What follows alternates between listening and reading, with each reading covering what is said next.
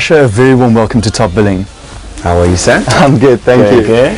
So are you excited about coming to South Africa? Absolutely. You know, it's a lifelong mission for, you know, as an African American to finally make it to Africa.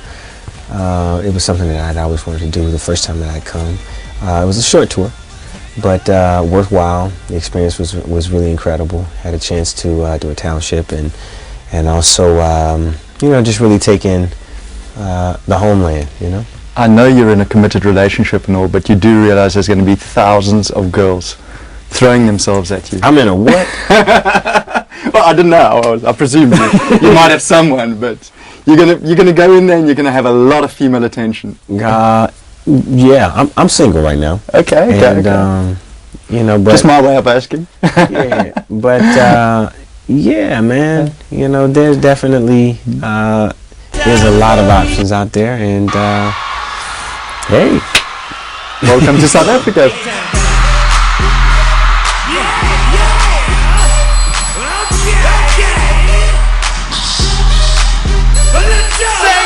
You can dance, you can sing, you can write. Is there anything you can't do? No. You know, it's funny. The other day I'm talking to my son, and you know, I know totally where he gets this from, but he tells me. I actually told my grandmother. My grandmother was there, and he says to her, "I pretty much know everything." That's cool. Says, "You know everything?" Yeah, I know everything. What's the best part about being a dad, and what have you learned from being a dad? I think the greatest part about being a dad is knowing that there's a purpose, a reason why you're doing it all. You know, before it was just me. You know, wealth accumulation, make a lot of money. You know, hopefully preserve that wealth and do something smart with it in hopes that someday you'll have a child to pass it on to. But when you really do have those children or a child, you recognize that, wow, I'm actually doing this for a greater purpose that doesn't just serve my own greed. I want to set an example for my children. I want to be someone that they look up to. And one of the greatest benefits is the fact that at my worst, I'm still their best. Usher, as a white guy with two left feet, I look at you in awe, and I think, how do you do that? Where did you learn how to dance like that? Man, you know, I did a lot of corner dancing as a child. I danced for pennies. No, I'm joking. For me, man, you know, dance was a part of the culture of life, man. You know, it was just a texture that went with that time in the 70s. Well, I was born in 78. The 70s all the way through, dance was everything. So I was kind of like a bopping baby, man. And through the 80s, that's how we, you know, that's how we articulated ourselves. That's how we, you know, would even understand how to communicate. You know, it wasn't like we were sitting down having intellectual conversations, but we battle. You know, we meet in a circle, and this crew would battle this crew, and if, you know, it was a bit of pride, but also a bit of culture and understanding the movement, and it is kind of what we use to articulate who we were culturally in that time. I should have been in that circle for sure. No doubt, man. You probably would learn a lot, man. Are you teaching your boys to shake their booties? Well, somewhat. You know, I think I'm pretty good at what I do. Yeah, you're damn good. You know, many albums. I have several Grammys. You know, yeah, I would consider myself a pretty good dancer and singer. So, of course. I mean, I think for the one time that I've ever doubted myself, it had to be when my son told me that I couldn't sing. You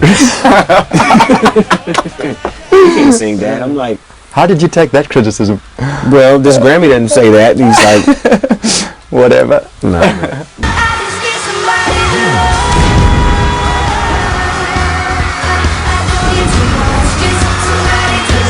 I have to ask you this question. You've probably heard it 1,000 times. Bieber Fever, you discovered that boy.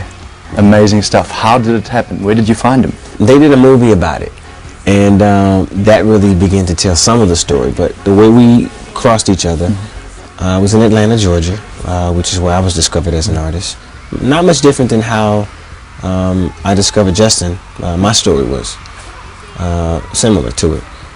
I met him at a studio, and he wanted to audition for me. He and his manager arranged a meeting. We talked. Of course, we had to have more time and dialogue about really what the vision of him and what his career would be. And you know, we set off for an incredible mission that so far has been very successful, and I hope will continue to be successful. What advice have you given him? The advice that I've given him is to continue to grow, never be complacent, and feel as though you know it all, because you don't. I do.